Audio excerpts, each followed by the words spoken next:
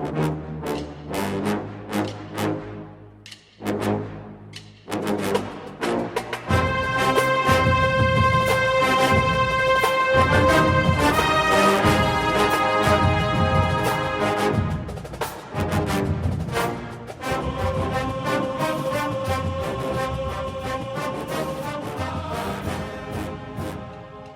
morning, Bucknutters. Welcome into the Bucknuts Morning 5 here on Wednesday, March 29th, 2017. I am Dave Biddle, and I'm very happy to be joined by Brandon Castel.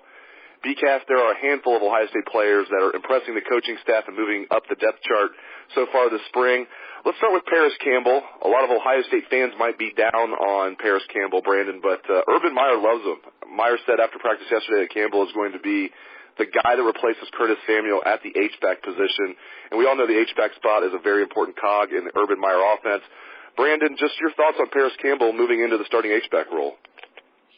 Yeah, I mean, I'm not surprised, and again, I know and I understand why some Ohio State fans are down on Parris Campbell. You know, I think that this is a kid that got an opportunity a couple years ago to get on the field, and everybody automatically assumed, okay, if you're good enough to get on the field basically after that Noah Brown injury 2 years ago, you know, you must be a special player to be able to play on that team. And obviously, had a couple drops early on, battled some injuries, and then came back last year, and a lot of people thought, okay, now it's going to be Parris Campbell's time to shine, and really didn't do a whole lot last year. And to me, he was one guy, I think, that every time that you and I, jumped on the phone to talk about, what's going on with the receivers, they're not making plays, who's a guy that could step up. Parris Campbell was a guy whose name came up, pretty consistently as a guy who I felt like, even though he wasn't showing a lot on Saturdays, had a lot of talent and was a guy who could make some plays. I think the H-back spot is a much better fit for him. He really was more of a slash in high school. He's a guy who does a lot with the ball in his hands, but doesn't mean he's a great route runner. Doesn't mean, he's a guy who can get open on the outside. So I think that H is probably a perfect fit for a guy like him who really, again, in that Curtis Samuel mode, who's kind of a running back receiver, runs good enough routes to make some plays down the field because he's played receiver long enough at Ohio State. I think that probably differentiates him from some of the other guys, DeMario McCall and some of the other guys who maybe had been in the mix. There is the fact that he is a more polished receiver and he gives you kind of both elements.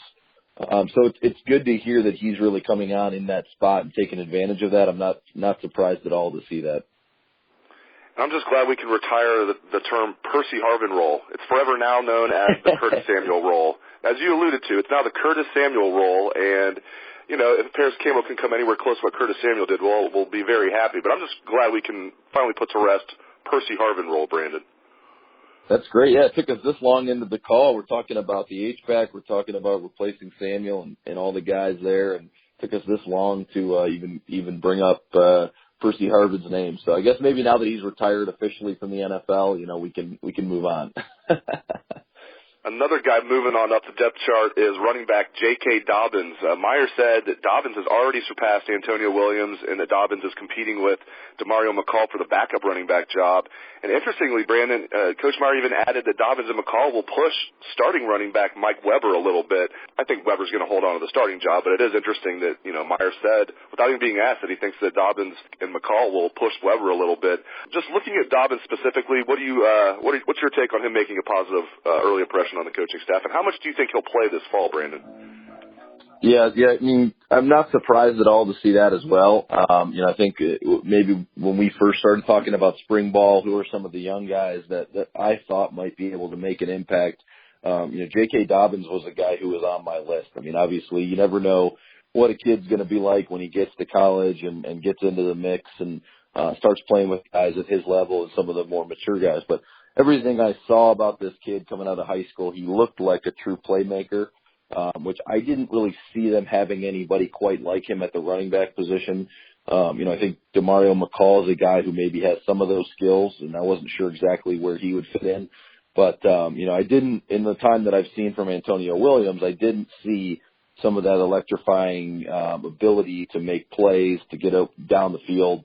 I know Dobbins was the number 2 all-purpose back in the country coming out of high school, and he can do a lot of things that, not many running backs can do. And so I don't know if it's a total knock on Antonio Williams. To me, he was always kind of, a guy who can carry the ball between the tackles, and maybe there's a role for him at some point, but, I'm not shocked that the coaches got Dobbins on campus and said, okay, we've got something here. We've got a kid who's pretty special here. So, it's interesting, that they think that both of these guys could challenge Mike Weber. I think that's probably as much, a way to push Mike Weber to take his game to the next level as anything else. But, I wouldn't be surprised to see them, really start to use McCall or even Dobbins kind of as a offset, as a relief role, because they really didn't have that last year.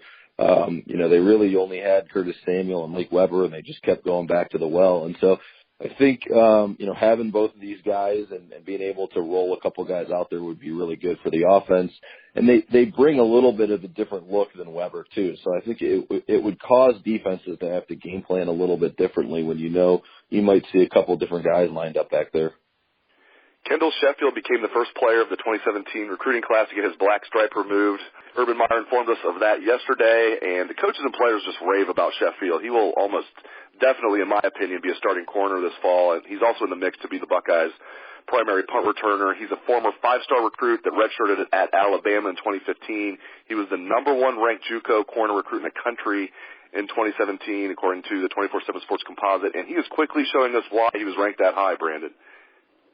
Yeah, I mean, you just said it all right there. When you think about, where this kid came from, the fact that he was a five-star prospect, the fact that, he was at Alabama. I mean, I think this is a kid that everybody wanted. I think there was, they had a pretty good class already put together. They had some good corners, already in the class, and some guys who, people thought maybe could come in and make an instant impact just being in that rookie phase. But, this guy, you look at a kid like Sean Wade, and I know he's another kid that they're high on, who could be in the mix, but it's a little bit different when you come in with the experience that Sheffield has. You come in with that kind of background, and you come in, at 20 years old, and you're ready to get on the field and compete for a starting job on day one. You've been through kind of the initial, as you've been through that college experience a little bit. I do think that helps, at certain positions. I think you look at a guy like Malcolm Pridgeon, I think, although we never know what he could have done if he stayed healthy last year, it's a little different on the offensive line. If you haven't played in the trenches at the college level, it's not quite the same, as coming in and being that level of an athlete like a Kendall Sheffield is, where he can go out and run around with some of these receivers. So, I think you're looking at a kid who's got all the tools.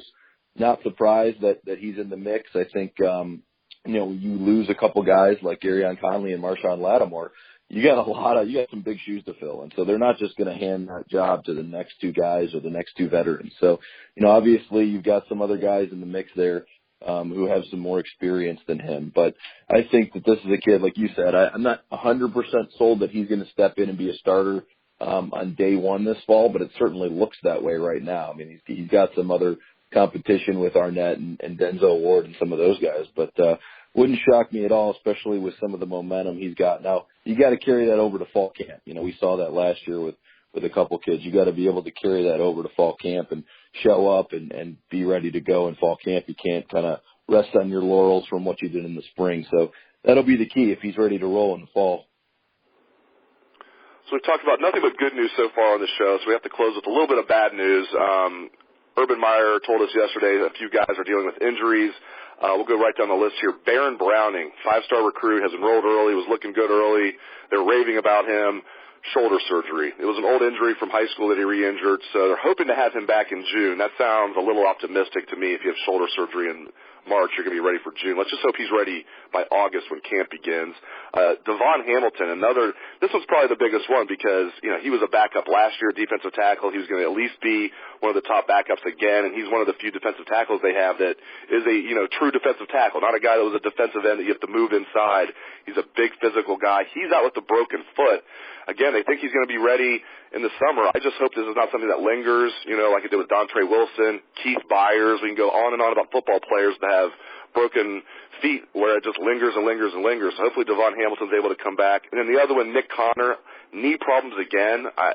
a big concern. I think this is the third time he's had a knee injury. So just your thoughts on Browning, Hamilton, and Connor dealing with injuries right now. Yeah, I mean, I think all three of those injuries are pretty significant when you think about it. I mean, I look at a kid like Browning, and you've got a shoulder injury. I mean, if you're playing middle linebacker, that's a pretty key injury. That's a pretty key part of what you do as a middle linebacker. And so, and same with the foot injury for Hamilton. I mean, I think those are two injuries that they're going to be extremely cautious with. You know, those foot injuries are some of the toughest ones. We've seen that in other sports and basketball as well. Those foot injuries, because obviously you're on your feet, you're in the mix. You're putting all kinds of different pressure on your feet, you know, in the actual game and scrimmage type situations that you don't during practice. So I think you'll see them be extremely cautious with all three of those injuries. To me, the big one again is the Hamilton one, because he's a guy that I expected to be in the mix this year and to be on the field. But, you know, they're pretty deep on the defensive line. I mean, I know to your point, they don't have a lot of true defensive tackles on the defensive line. But they've got enough guys. That really is one of the strengths of this team, especially if they get, you know, Tracy Sprinkle back, and they've got some guys up front that they can roll in there. I think they've got enough depth up front. You know, to me, Hamilton was just a kind of a nice guy to have and another body you can roll in there. But not a guy that I went into the season saying, well, they better hope he stays healthy all year, because I don't know what they're going to do without him. They've got plenty of guys that can roll in up front. So, to me, I would be extra cautious with him. I would certainly be extra cautious with Browning. I think the fact that Worley moved over and is playing the middle linebacker spot puts a lot less pressure on that situation.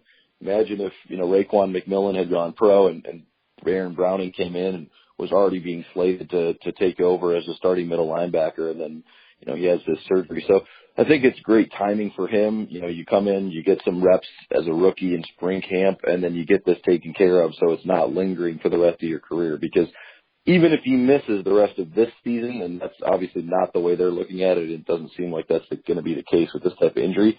Even if he does, the real key is, will he be ready to roll next spring? Will he be ready to roll and come out and compete? Because that's when they're going to need him to compete for a starting job. So I think you just got to be cautious with all these injuries and, you know, hope for the best with Nick Connor. Obviously, that one could be the trickiest one long term. Great insights, as always, from my buddy Brandon Castel. Thank you very much, Brandon, and thanks to all the listeners out there for tuning into the show. I appreciate it, and I hope you have a great day. Let's hear some Buckeye swag, best damn band in the land.